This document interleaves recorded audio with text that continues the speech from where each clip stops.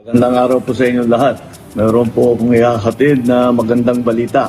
Yung siyam na marino na ating kababayan ay naligtas mula sa lumubog ng barko, yung MV Eternity Sea sa Red Sea noong Hulyo, at sila ay binihag ng mga Houthi sa Yemen. Sila po ay pauwi na.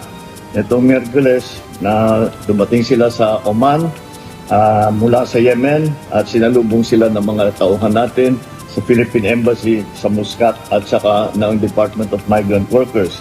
Pasalamat tayo sa lahat ng ginawa ng DFA, ng DMW, ng Philippine Embassy sa Oman.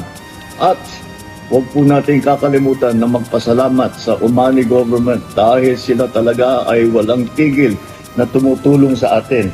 At kaya't pinapaabot ko ang pasasalamat ko sa Sultanate of Oman. Ang namumuno ay ang Sultan Haitham bin Tariq. At sila po ay talagang kaibigan po ng Pilipino.